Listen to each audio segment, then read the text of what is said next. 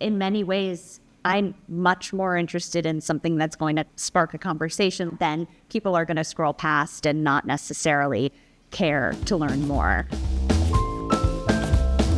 Hey everybody, it's Tom Greenwald. Welcome once again to The Show Must Go On Sale, the new podcast about all things Broadway advertising and marketing. I am thrilled to be joined today by Rachel Sussman. People who are in her inner circle call her Suss. It was a big day for me when I was able to break into that circle. She is one of the new guard Broadway producers that insists on producing interesting quality work, which is a rare thing in our business. So I'm so glad to be talking to her today. I think your first major producing credit was What the Constitution Means to Me. Is that correct? On Broadway, yeah. On Broadway, yeah. And other shows include Parade, Just for Us, Prima Facie, Suffs, and the current show that is wowing audiences and has wowed critics both off-Broadway and on, Liberation. Thank you so much for joining us today. Tommy G, thanks for having me. Yeah, baby. Can you tell me, do you enjoy the marketing part of your job? Do you remember when you were trying to break into this business being influenced at all by Broadway advertising and marketing and how you made your choices to see shows? Yeah, absolutely. I think that, I tend to identify as a creative producer, which many assume means being in the weeds dramaturgically with the artists in the show's development process. But I actually think creative producing extends beyond that to also be how are we building a campaign, how are we creatively positioning the show, what's our strategy, and all of those big questions are the things that I find so compelling as a producer, because it's actually how are we introducing this to an audience and convincing them to buy a ticket. And I feel like I was heavily influenced by these campaigns. One of my favorites is Wicked, which, has gone on to become a global phenomenon, as we all know. And I distinctly remember doing the pose of Glinda and Elphaba Whisper, the very famous key art, when I was in high school, seeing the show, and how some of those brands have just become so synonymous with the productions that, they can now stand alone. And I think if you can do that, and that particular image tells you everything you need to know about the experience you're going to have because the brand is so strong. Do you remember when you were starting out with the Constitution campaign and trying to establish the brand? Do you remember being fairly assertive in that process? Were you comfortable telling the marketing people what you wanted, and were you satisfied with the relationship, and did it end up where you wanted it to be? Well, I will candidly say I was a co-producer on that show, which was a very curated co-producer team, but it was led by Aaron Glick, Diana DeMena, and Matt Ross. On Constitution, they really leaned into it being about Heidi and Heidi Schreck's story, and she was featured on the key art. There was a lot of industry chatter that the show wouldn't be commercially viable. It felt very niche. And we leaned in so much to the fact that it was a personal story. And that, in large part, I think helped drive a lot of the audience engagement and interest. This was also, pre-TikTok, pre-pandemic, in an era where, this small, intimate play was having this universal impact beyond just the traditional theater-going and culture-seeking audience. We found that it had a wider reach, and it ultimately was extremely successful. I think was just learning how to speak up in those meetings. I did a play off Broadway in 2016 called The Woodsman, which we had done as a very short commercial off-Broadway run, and then transferred to New World Stages for a 6-month run. Yep. It was one of the hardest things to describe and position because it was ultimately a 70-minute piece about how the Tin Man of Oz, who is sort of a universally known brand, lost his heart. How did the Tin Man lose his heart? And the whole thing was told with bunraku puppetry and violin music. And how do you make that concept palatable to an audience? And what are the things that you focus on? And it wasn't a play. It wasn't a musical. A play with music wasn't exactly right either. So we ultimately, brainstormed. We were working with DRA, Daryl Roth Advertising, and came up with a theatrical experience because so much of it was experiential from the moment you walked into the space, and it was so ensemble based. And that, to me, ended up being, I think, a very moving creative campaign. But in many ways, I had not yet learned how to focus primarily on the selling of the tickets. And so the show was creatively successful, not so much financially, but it went on to have life thereafter on Broadway HD and now can be seen anywhere. It's funny you bring up the challenges of marketing your shows, because I think if you look at your roster, your portfolio of shows, there have been other shows where I can imagine the first meeting going, how the hell are we going to market this thing? You do challenging, interesting work, which is a double-edged sword. It's incredibly gratifying to the audience, but getting it out there with usually not familiar IP, you've done a lot of original work that's not based on anything. Just to take one example, Just for Us, Alex Edelman's one-man wonderful show about his infiltration into a Nazi meeting in, was it Queens? But that, of course, has become a huge success. And it was an off-Broadway success, obviously, so you had a little bit of momentum on your side. But do you remember the marketing challenges early for that show and what led to the ultimate decision on how to market that play? Absolutely. I mean, that was my first SpotCo collab. It was a really tricky thing because we had the Hudson Theater and we only had 9 weeks. I think we had like 2 previews too. So we were really focused on how quickly can we get the reviews out. And thankfully, we knew it had been beloved off Broadway and had been extended and moved many times. So the press was very much on our side. But we had this challenge of, yes, people will see it in a 199 seat venue, but will they see it in a, almost 1,000 seat venue? And how much interest is there in this title and in this guy? And so we really, from the beginning, worked with SpotCo and Sign Digital to say, we think most of our media should be in the digital space. This will be successful if we can figure out a way to make Alex like a star.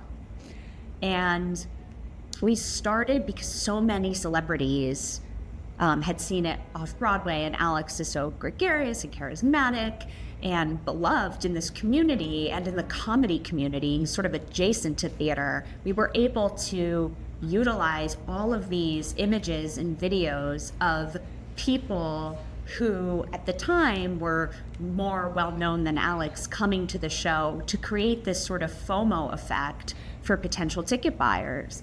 And we just blasted those assets with dollars as our immediate focus. And as the earned media started to ramp up, when the reviews came out and he was doing television and CBS Sunday Morning, suddenly we saw this shift and people were buying tickets. And they weren't just buying the few discounts that we had in the market, they actually were buying full price and premium. And so we recognized, we can actually create a premium experience. And we have made Alex a star, and then, he's now become a megawatt star in the entertainment space. And I think in large part, we helped to give the platform for that. Yeah, I hope you get a commission on his Hollywood earnings. It's only fair. Do you remember demographic marketing is a conversation that that we have a lot with clients, and people have it all the time. If a show seems geared to a certain demographic, do you go after them hard at the beginning as opposed to just the general theater goer? Yeah. But just for us, obviously that demographic would be the Jewish audience, which is a huge Venn diagram overlap with the Broadway play-going audience in general. Mm-hmm. Do you remember having those conversations, and do you think demographic targeted marketing in a case like that can be successful, or is it more advantageous to just find the playgoer, no matter who they are, and go out to them? I think it can be really useful if it's data-driven. I think if you're using it in a way where you can really understand, there is real value in it. I think that we primarily were like, where is the intersection of Jews, and then comedy, and then really like an 18 to 35, because we knew that if we could make it feel like a part of the zeitgeist, it was going to be the younger audience that sort of justified it in the culture, and then the traditional audience would come.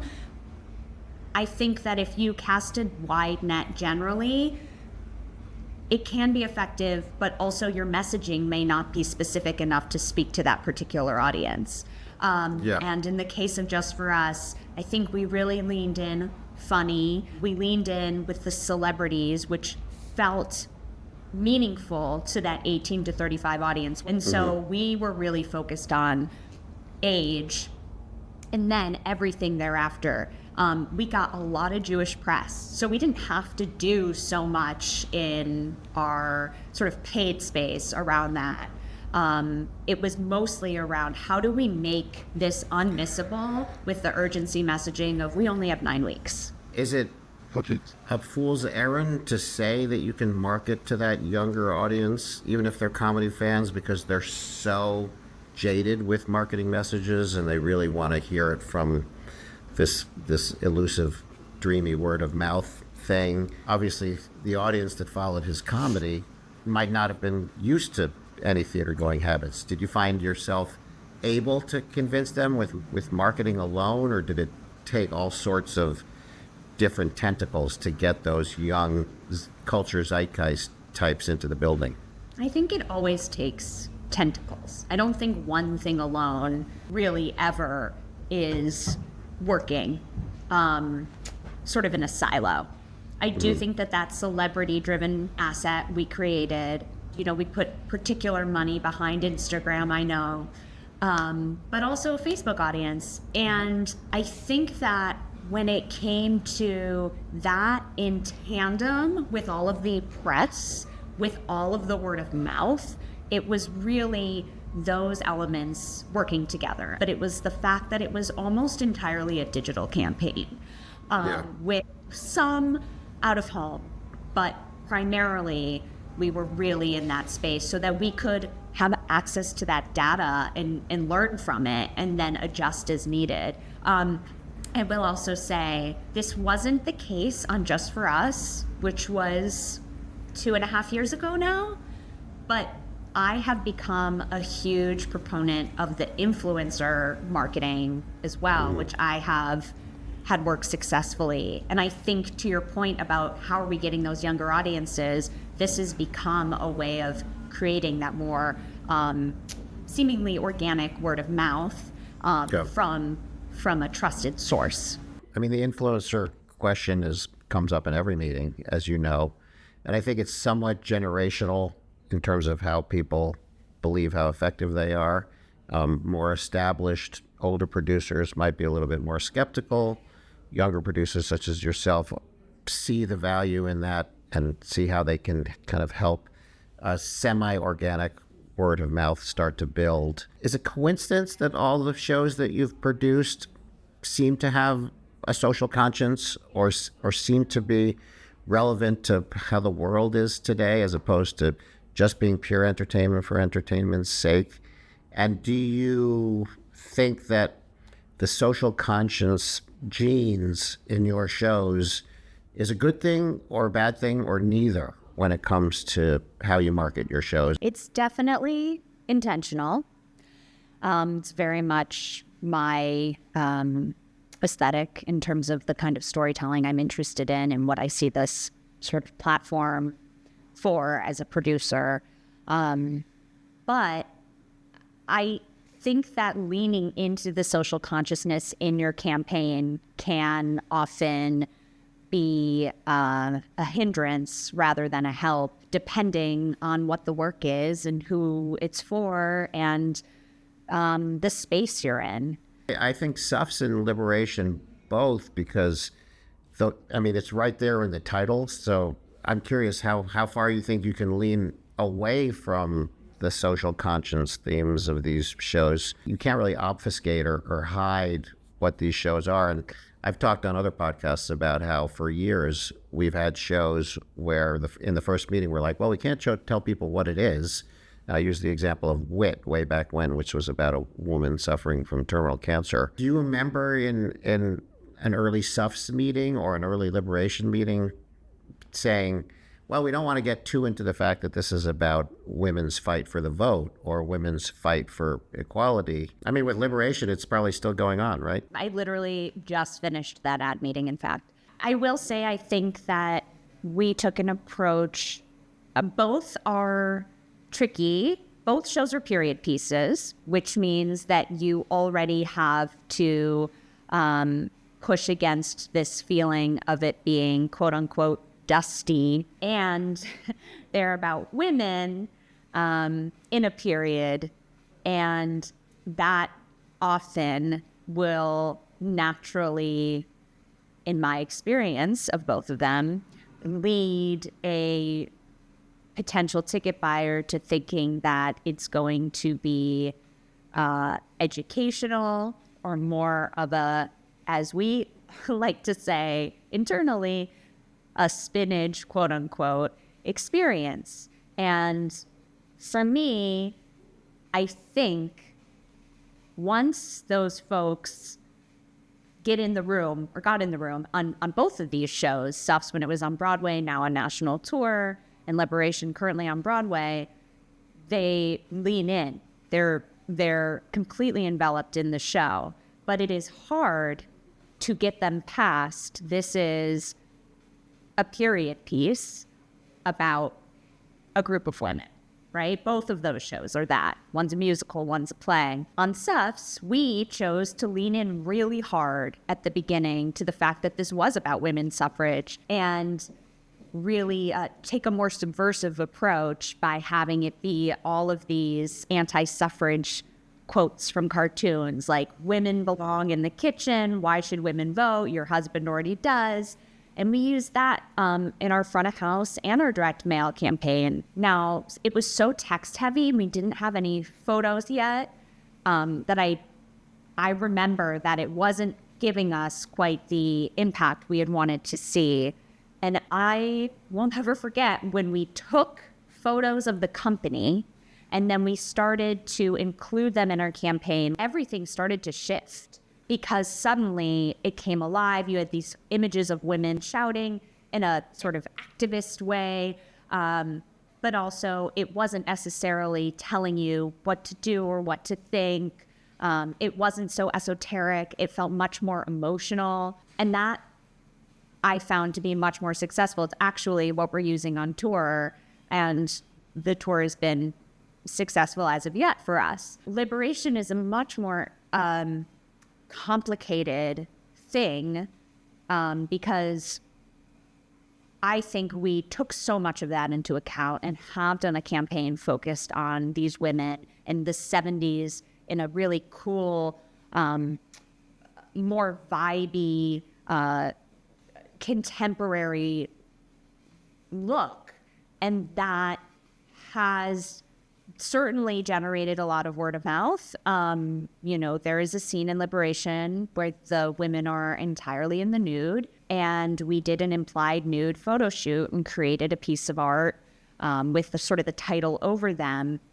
And the thing that's interesting is that image is our most successful retargeting asset. And yet it also is an image that has caused a little bit of controversy with our team internally, externally, with the public and the potential ticket buyers. And I think in many ways, I'm much more interested in something that's going to, spark a conversation like that, then people are going to scroll past and not necessarily care to learn more. So that's been really fascinating on Liberation. But the where and when to lean in and how you can educate. I'll never forget Suffs. It was something like urgent, triumphant, entertaining, funny, and it was never about educate, tell people about how important women's suffrage was. We learned, actually, we should focus on these other elements and let the audience discover how important it is for themselves. And let us sort of trail the breadcrumbs, and then they can go online after the show and become, huge suffrage nerds like we are. I do remember the conversation about those subversive anti-suffrage front of house posters. One reason we wanted to do that was to show people that we, like the show, had a sense of humor. We weren't taking ourselves too seriously.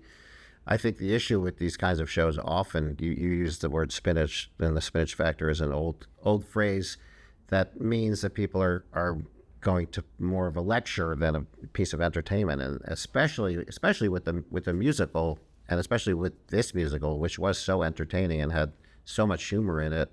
It was important for us to try to convey that as best we could. Do you think? I know a lot of people, myself included, have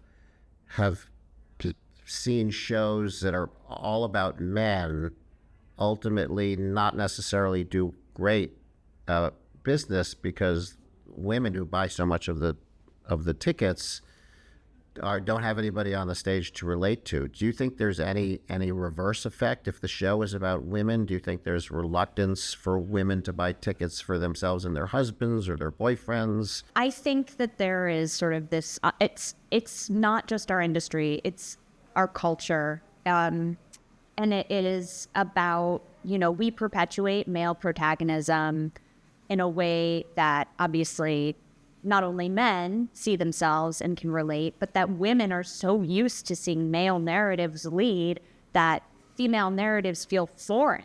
I think there's, people are working hard and there's a shift toward it, but it is still so much harder to get work by and about women to the level of work by and about men, or even work about women by men. It's funny you say that. I do some children's book writing. I know. One of the, I need to get you some books for your incredibly cute child, ready. By the way. He's ready. The adage is you can write a book about a boy and the girls will read it, but you can't write a book about a girl and expect the boys to read it. It's that ingrained at that early an age, which is so ridiculous. And there's a lot of effort to try to change that in children's publishing. And it's true right up until adulthood and theater going habits. Do you ever consider the challenges of marketing a show as part of your decision to produce a show?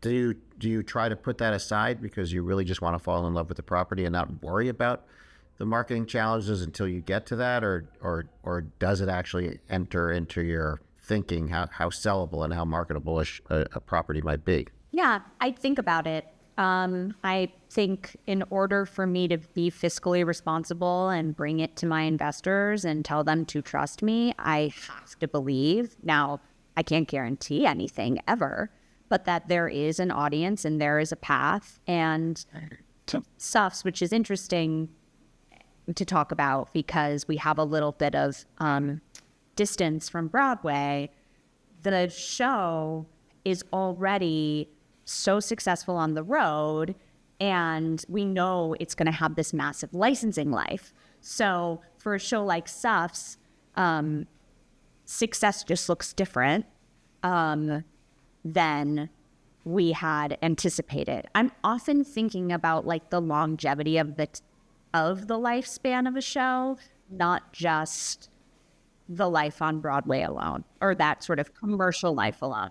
Here's a question for you. A show like Suffs, which is an all-female / non-binary cast, did you ever say to yourself, oh boy, will high schools do this because there's no parts for men, and will that heard our ancillary rights. Do you get that granular or just let the chips fall where they may? Well, Suffs is such a unique instance because I literally was there from the moment of ideation and gave Shayna the book that became sort of the primary source. I should say anybody can be in Suffs, and the genders are non-specific in the licensing space. In fact, I'm going to see a Suffs Junior production on Monday that is all children ages 6 to 18. That's incredible. There's a Suffs Junior out there already? Yeah, it's the pilot production. That's amazing. I'll send you the deets if you're interested. Please do. But her only authorial intent is that historically Black characters have to be played by the Black women. Otherwise, the fact that we had an all-female, non-binary trans company on Broadway does not mean that it has to be that way in the future. When you produce a show like Liberation, for example, when you are going out to potential investors and stuff, is part of your pitch not just how marketable this is on Broadway, but what kind of life this show can have post-Broadway and into either regionals and or educational colleges, high schools, all that stuff? Yeah, absolutely. I think we have to have some, if not a path, some ideas and conversations about what that future life can look like.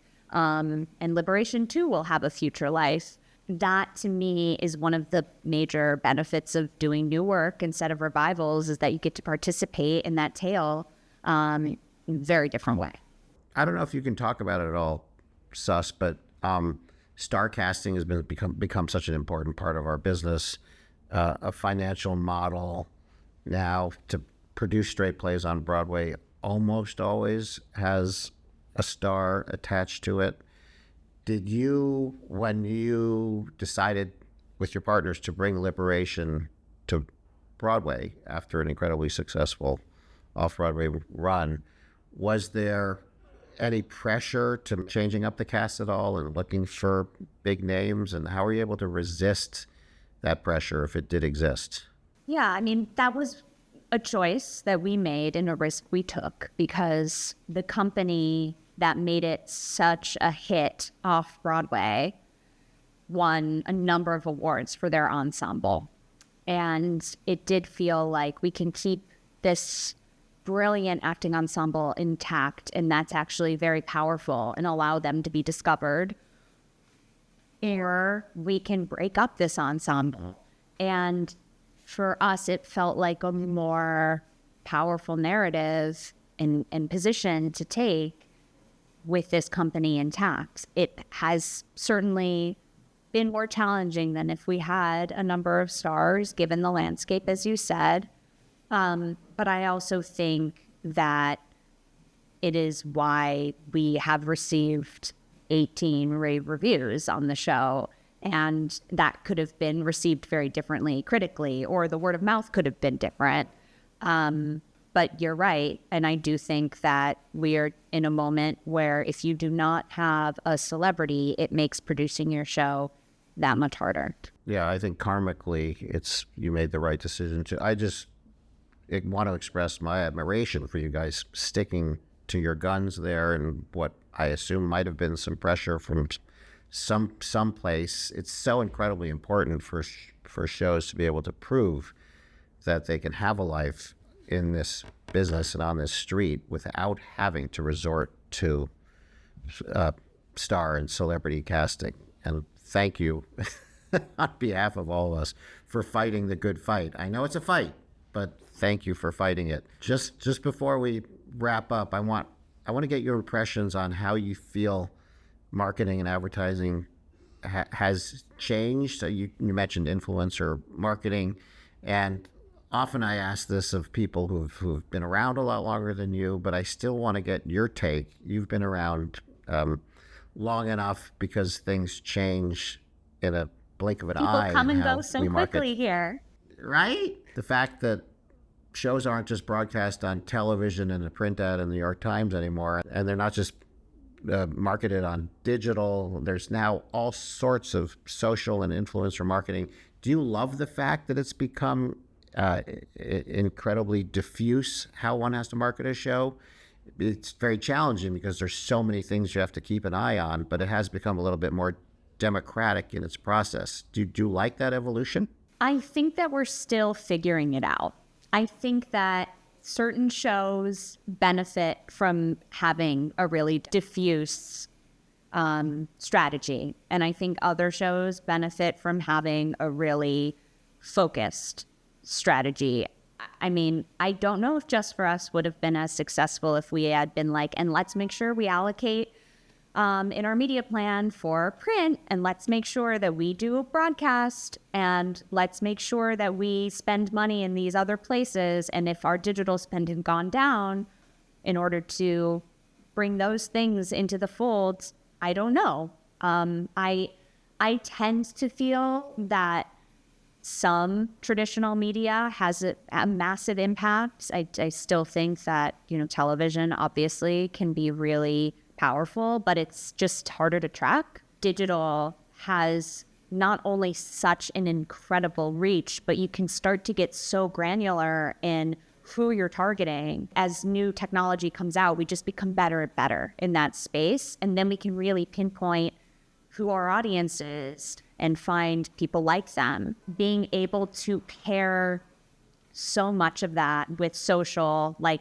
how we can get our more organic posts then into paid, make it have this feel of organic, has become really powerful as well. And the last two shows I did had incredible partnerships as well, which created a lot of collaborations in the digital space for us, in addition to some earned media.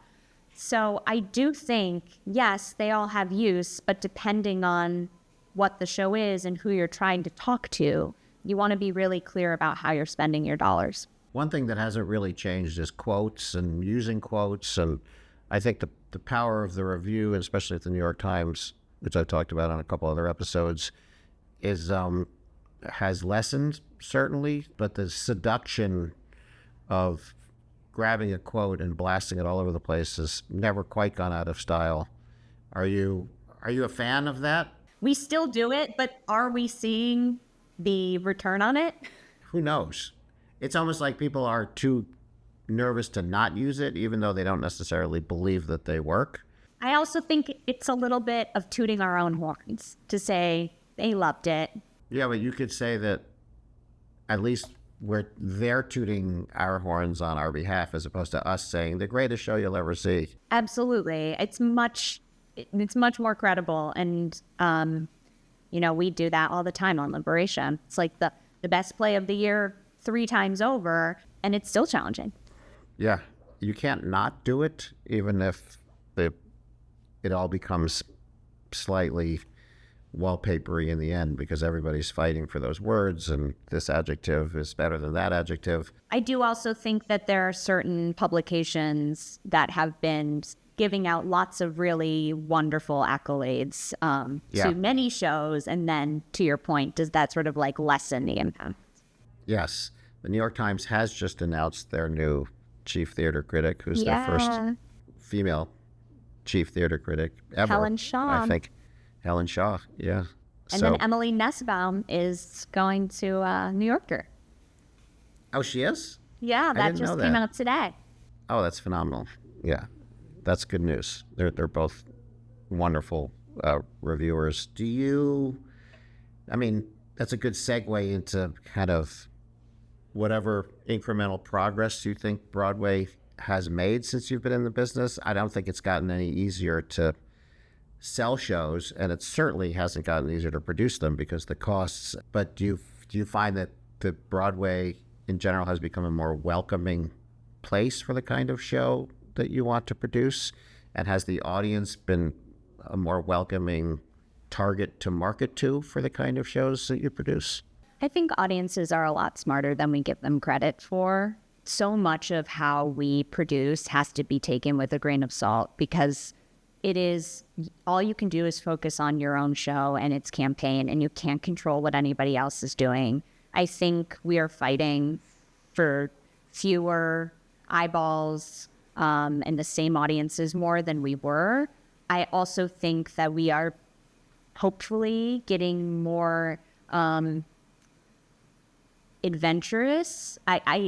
I can't say necessarily on Broadway, but I can pinpoint some like exciting commercial off Broadway that is really happening in terms of how things are being marketed and to whom, and the spaces in which people are putting on productions where they don't necessarily have to be a traditional proscenium space.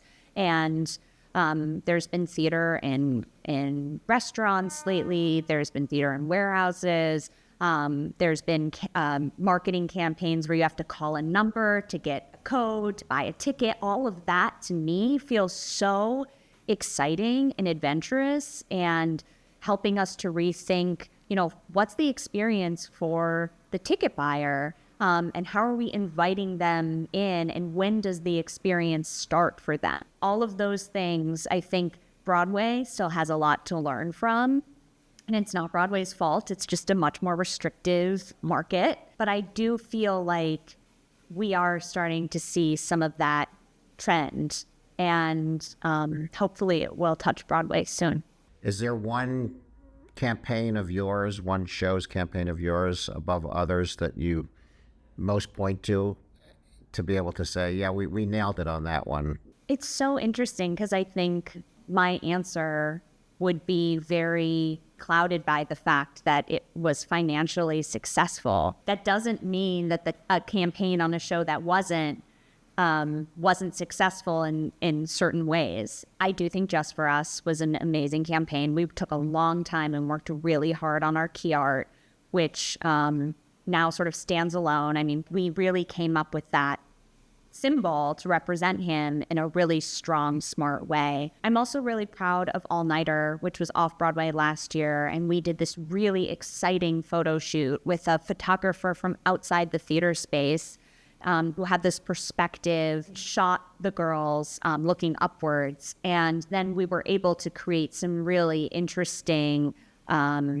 motion out of those images in a lot of our digital spaces. It starred 5 highly regarded actresses, so it was a bit of a different thing, but I think that the way we were able to capture the energy and tone of the play sort of helped audiences decide that it was worth their time and energy, and we saw a lot of young women, 18 to 35, and even younger, coming to that play because they felt like it was cool and they were being seen. It's funny you said you don't want to cheat toward your financially successful shows, but it was also funny when I asked you, do you remember what growing up marketing affected you? You cited Wicked and Phantom.